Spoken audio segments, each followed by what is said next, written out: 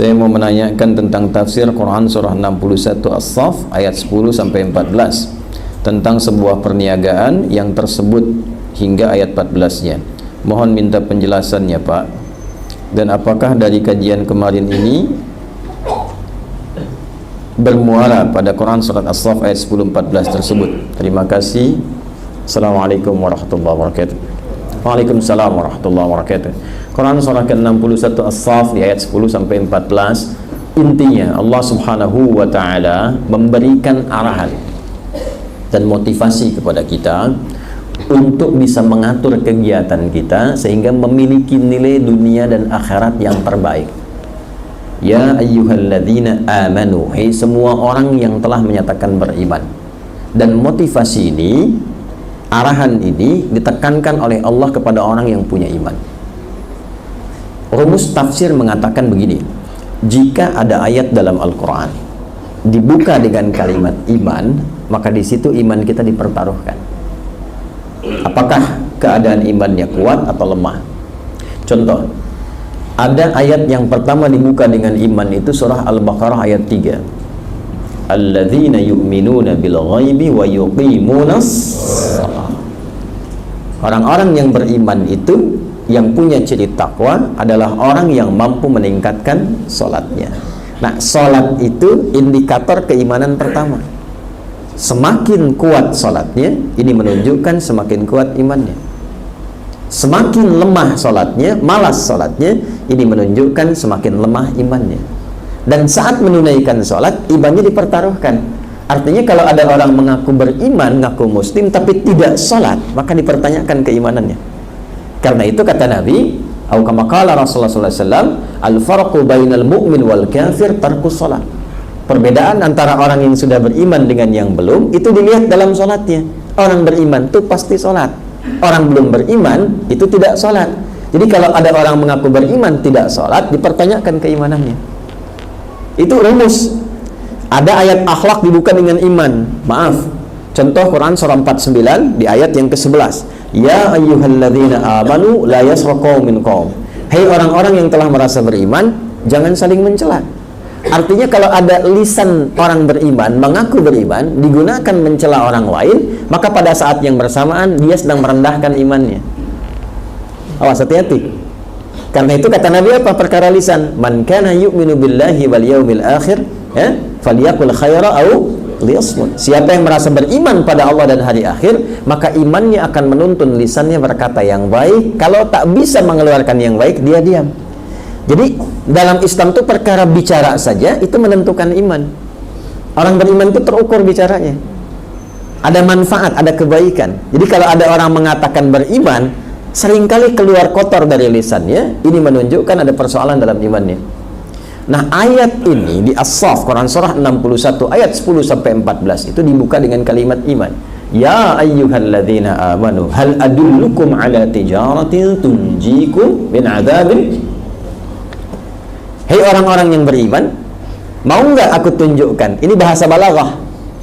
Ya Allah pasti tunjukkan pada kita. Cuma kita mau ngambil nggak? Ya, biasanya kalau ada ayat begini, ini menunjukkan kepada orang yang sibuk dengan dunia, atau orang yang belum punya orientasi yang fokus, ya, sehingga perlu ditunjukkan lagi supaya tahu arah. Contoh begini nih, maaf ya, ini subuhan. Bapak Ibu kalau ada tawaran begini, ikut subuh atau ikut maraton yang dimulai di waktu subuh. Kalau maraton dapat 1 juta, kalau subuhan dapat ilmu. Pilih mana, maraton atau subuhan? Masa kalau maraton baru datang langsung dapat 1 juta, kalau dapat motor. Kalau subuhan cuma dapat pahala yang kita dapatkan. Misal pilih subuhan atau pilih maraton? Masa dua-duanya. Masya Allah, subuhan sambil maraton. Selalu begitu kan manusia kan. Nah, karena itu butuh motivasi kuat untuk mengalahkan motivasi maraton tadi. Maka turunlah ayat-ayat seperti ini untuk meluruskan cara berpikir kita. Apa yang akan antum dapatkan dengan uang 1 juta itu, dengan motor itu? Sedangkan ajal pun ada di hadapan kita. Bagaimana kalau sedang maraton itu baru berangkat, kemudian malaikat maut tiba, ajalnya tiba, wafat seketika. Baru berangkat, baru bergerak kaki, tiba-tiba meninggal. 1 juta motor tidak diraih, yang dapat apa? Kematian. Sekarang pilih mana? Wafat di masjid, wafat maraton. Wafat dalam keadaan sujud, wafat dalam keadaan lari meninggalkan sholat. Pilih mana? Bagi orang beriman, keinginan terbesarnya wafat dalam sujud. Nah, itu mesti terpatri dalam jiwa. Kalau tidak ada itu, nggak ada motivasi untuk ke masjid. Setelah itu Allah tambahkan nih kemuliaannya. Engkau kan yakin aku yang punya rizki, aku yang punya petunjuk, aku yang punya segalanya. Kalau engkau mau datang ke masjid saja, belum sholat subuh, baru sholat sunnah, aku berikan yang lebih baik daripada dunia dan seisinya. Raka'atul fajri khairum minad dunya wa ma fiha. Pilih mana? Motor atau dunia dan seisinya? Makanya, loh, tapi mesti yakin. Kalau nggak yakin nggak akan dapat, Pak. Bab iman itu yakin. Kalau nggak yakin nggak dapat. Makanya sahabat dulu itu memperbaiki tauhid sebelum amal. Kalau tauhidnya kuat, semua dinilai pakai iman. Kalau sudah pakai iman, sami'na wa ata'na, selesai. Sekarang itu kebanyakan sami'na wa nanyaina. Kami dengar, kami tanya. Karena banyak nanya, amalnya sedikit. Orang dulu banyak dengar, banyak amal, imannya sudah kuat. Karena itu apapun yang dikerjakan, nggak ada ceritanya nggak sukses, nggak ada ceritanya. Yang jadi diplomat sukses, yang dagang sukses, dan semua pada tingkat tertinggi, nggak pernah ada yang rendah. Kalau kaya, kebangetan kayanya. Betul, kalau pintar, kebangetan pintarnya. Sahabat-sahabat dulu setelah berislam, yang berilmu ya, yang fokusnya di bidang ilmu, itu belajar bahasa itu, Pak, menguasai bahasa asing cuman 3 hari, Pak, Bu. 3 hari langsung pintar. Ibnu Mas'ud, Ibnu Abbas itu belajar bahasa Persia cuman 3 hari. Kalau kaya, nggak tanggung, kebangetan kayanya. Kan urutan tertinggi, kaya banget, kebangetan kayanya. Modalnya apa? Cuman pakaian. Abdurrahman bin Auf cuman pakaian radhiyallahu ta'ala anhu. Cuma dalam 2 tahun, Pak, jadi orang kaya. Setelah 3 tahun paling kaya. Itu hartanya digunakan untuk bersedekah setiap bulan untuk seluruh penduduk Madinah. Yang nggak punya pekerjaan dikasih modal, yang sudah nggak kerja disantuni, dan yang lainnya dihadiahi. Semua penduduk Madinah dapat kebagian hartanya setiap bulan. Sultan tuh, real Sultan Madinah. Ada nggak yang seperti itu tuh? Ya itu pakai iman. Nah sekarang Allah sentuh iman kita. Dipertanyakan keimanannya kalau tidak mengikutinya. Hal adullukum ala tijaratin. Mau nggak, kata Allah, aku tunjukkan kalian untuk merubah orientasi hidup pada konsep perniagaan terbaik. Kenapa ditampilkan niaga? Karena umumnya manusia itu selalu menimbang dengan untung rugi. Itu konsep dasar manusia. Jadi kalau nggak dapat untung, nggak mau dikerjakan. Antum pun kan kesini kalau tidak merasakan ada manfaat, nggak mungkin datang. Sudah hari Jumat, kemarin yang libur kan? Sekarang kan hari aktif. Belum tentu tempatnya dekat dengan rumah. Kalau merasakan tidak ada manfaat, nggak mungkin datang. Artinya diukur ada keuntungan nggak? Apalagi DKM menyampaikan misalnya ada sarapannya, misalnya gitu kan? Jadi untung lebih itu. Ya? Itu sudah untung lebih, diuntung untuk diukur. Apa untung ruginya, dapat apa, kurang apa. Masukin sekolah kan diukur juga kan? Ini ada sekolah A misalnya. Kalau masuk situ diukur dulu tuh biayanya berapa, dapatnya apa, ya, dilahirkannya seperti apa, hasilnya bagaimana, untung rugi. Karena manusia cara berpikirnya senantiasa menghitung untung dan rugi, maka ditampilkan oleh Allah hitungan perniagaan yang terbaik. Apa yang terbaik itu? Yang memberikan kemuliaan abadi selamanya, merasa sukses dan bahagia. Kalau cuman sementara, maaf, masih capek, masih bisa untung, masih bisa rugi. Perniagaan yang baik itu selalu untung, nggak pernah rugi. Ya, nggak cukup dengan amin. Tuliskan dulu nih.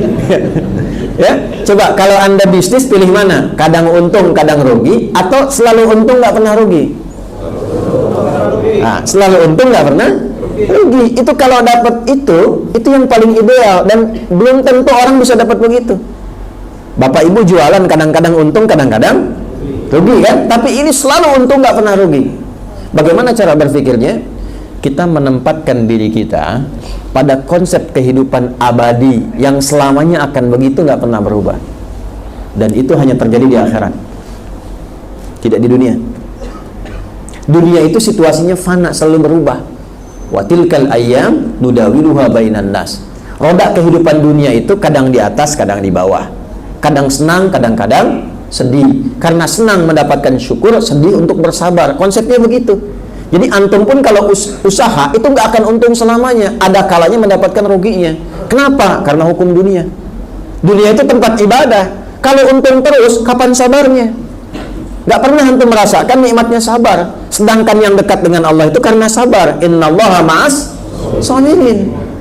Kalau antum gak pernah sakit, selalu sehat terus, gak akan merasakan nikmatnya istighfar saat sakit, nikmatnya berdoa saat sakit. Dikasih sakit, fisiknya lebih kuat lagi, doanya lebih kuat lagi. Itulah dunia.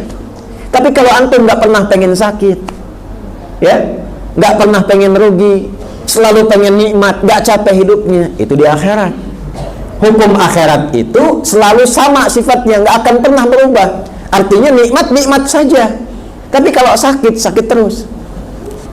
Karena itu orang yang cerdas mempersiapkan kehidupan akhiratnya, dia niagakan aktivitas dunianya untuk mendapatkan keuntungan yang sifatnya abadi di akhirat. Jadi ubah dulu cara berpikirnya. Kita kan akan meninggal. Siapa yang tidak akan meninggal? Boleh angkat tangan. Hah? Nah, karena yakin akan meninggalkan dunia ini kan pindah alam kan? Nah, alam setelah dunia sifatnya abadi. Namanya akhirat, makanya pakai ta, akhirah, ujung, nggak ada alam lagi. Maka kalau di dunia kita tinggalkan, ya sewajarnya saja, kan cari bekal. Orang cerdas adalah orang yang menyiapkan akhiratnya, karena disitulah kehidupan abadi dia. Jadi kalau dia siapkan bekal sekarang, bekalnya banyak, bawa ke akhirat, kaya di akhirat, kaya terus, gak akan rugi. Itulah perniagaan yang sesungguhnya. Tapi kalau nggak disiapkan bekal, terlena di dunia, kan ditinggalkan dunianya. Akhirat gak akan ditinggalkan lagi, dunia ditinggalkan. Karena minim bekal akhiratnya, fakir dia, fakir akhiratnya. Maka rubah cara berpikir dia. Kalau yakin memang akan meninggal, maka siapkan bekal untuk pindah tempat. Antum dari rumah tadi kan, pengen pindah sementara ke sini untuk ikut taklim, bukankah butuh bekal? Kalau nggak ada bekalnya, belum tentu nyampe ke sini. Nggak ada kendaraan, lambat nyampenya. Orang berangkat menjelang subuh, antum ba'da asar udah jalan, capek, ya kan? Begitu nyampe nggak fokus karena kelelahan, butuh bekal. Jadi hukum itu pindah tempat butuh bekal. Kadang-kadang setiap tempat bekalnya beda. Dan di sini ada yang pengen umrah haji ke Saudi, mata uangnya sama tidak? Beda. Hukumnya sama tidak? Baru antar dunia hukumnya sudah beda. Sekarang akan meninggalkan dunia, jangan berharap hukumnya sama. Karena itu bekalnya pun pasti beda. Jangankan di akhiratnya, masuk kuburan nanti, maaf ya, dari dunia ke alam kubur, bekalnya nggak akan sama. Sekarang pakai baju begini nih, apakah baju yang ini akan dipakai saat masuk alam kubur? Tidak. Lalu apa manfaatnya bekal yang kita kumpulkan selama ini? Bukan berarti tiap hari harus pakai kain kafan, tidak. Ya. Kan ada tempatnya, dunia pakai seperti ini, alam kubur ada tempatnya, gitu kan? Nah, yang kita persiapkan itu apa bekal ke kuburnya? Beruntungnya kita sebagai muslim, babnya sudah lengkap. Semua pulang kecuali satu, yaitu amal soleh. Ya, maka kita mesti jadikan nilainya, bukan pekerjaannya. Nilainya rubah dari amal menjadi soleh. Kapan amal itu menjadi soleh, punya sifat soleh? Ketika didorong oleh iman. Karena itu, setelah Allah mengatakan diselamatkan dari siksa neraka, apa setelah itu? Tu'minuna billah. Rubah semua kegiatan itu karena iman, karena Allah Subhanahu wa taala. Bicaranya pakai iman, memandangnya pakai iman, kerjanya pakai iman. Kerjanya di tempat yang sama. Bapak tetap ngantor di tempat itu. Dagangnya tetap itu, cuman dagangnya pakai iman.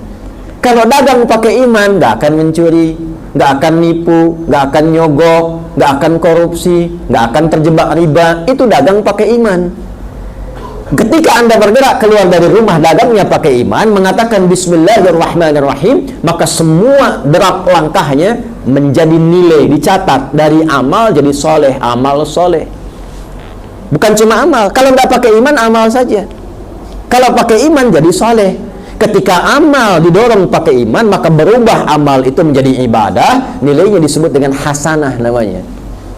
Nah, setiap ada perbuatan hasanah nilainya 10. Nilai itu yang disebut pahala. Quran surah 6 ayat ke 160. Man jaa bil hasanati falahu asyru amsalihha. Dicatat oleh malaikat 10.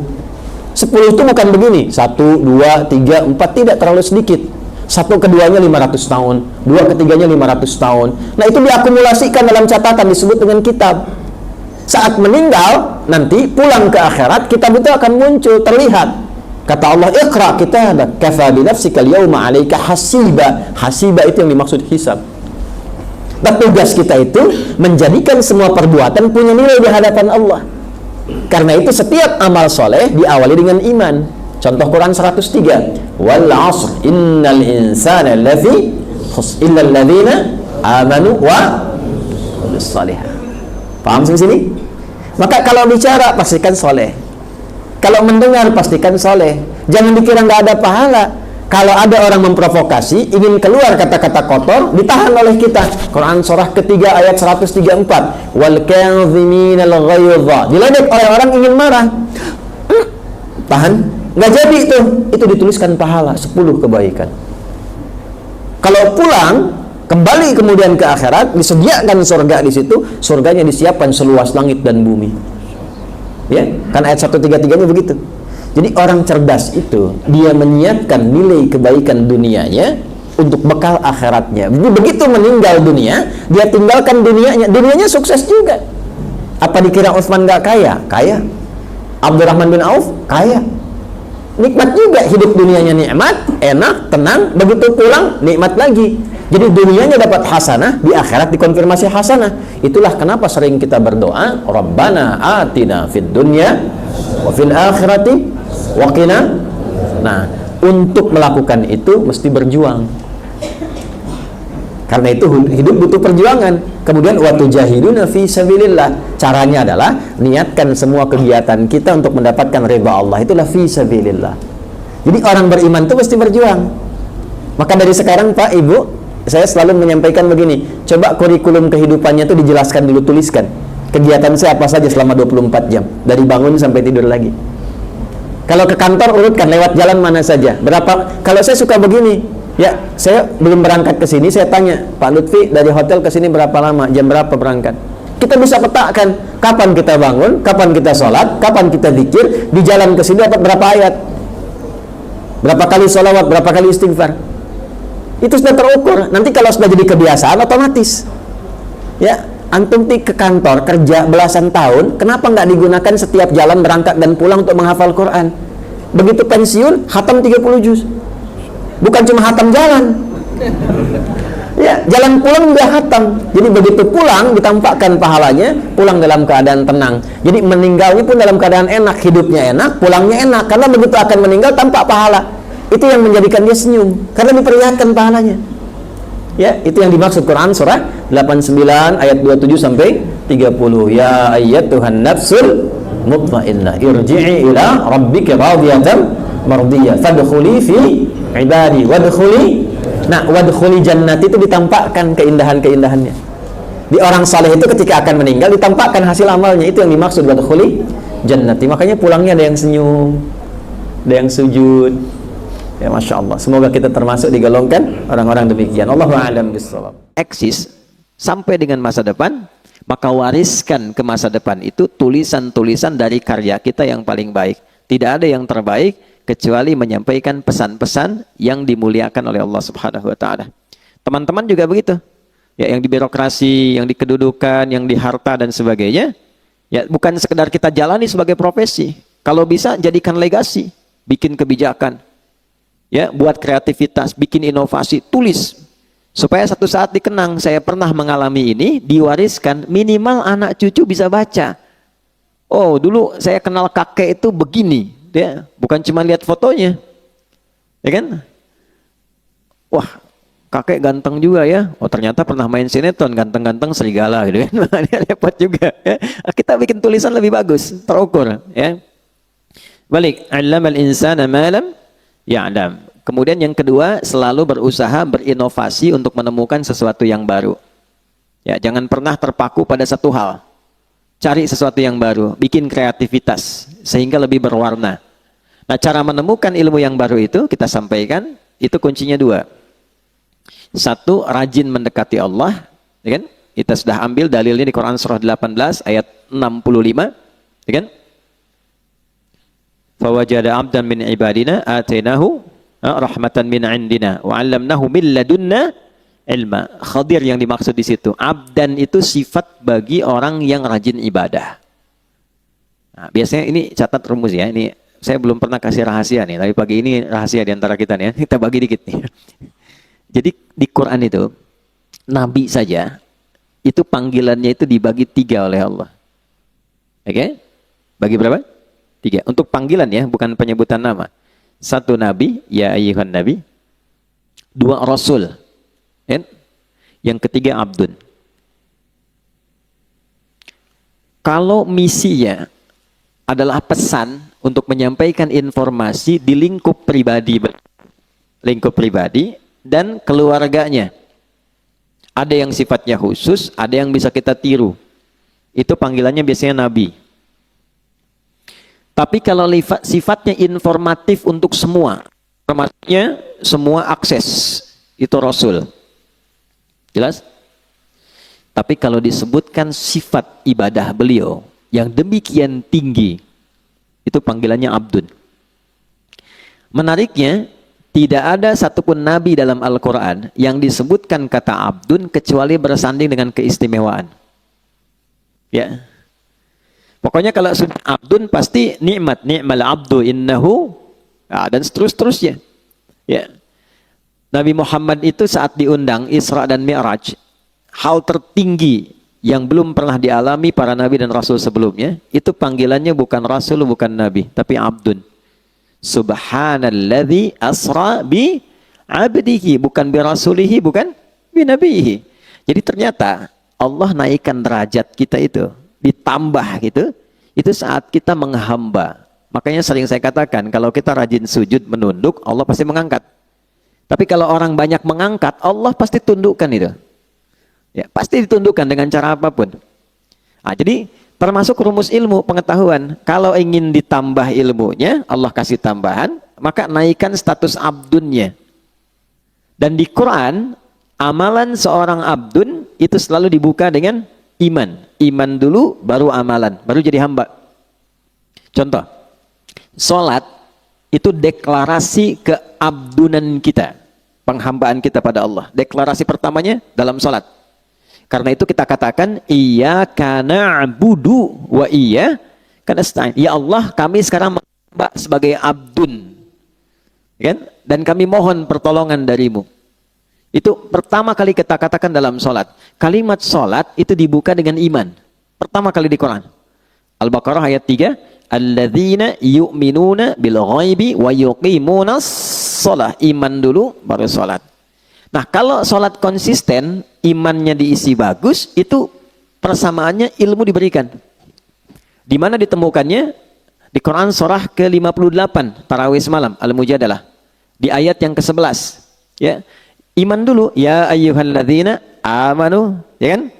Perhatikan kalimatnya. Ya ayyuhalladzina amanu idza qila lakum tafassahu fil majalisi fafsahu yafsahillahu lakum. Wa idza qila lakum unshuzu syuzu yarfa'illahu alladhina, iman dulu, amanu minkum walladzina utul ilma darajat.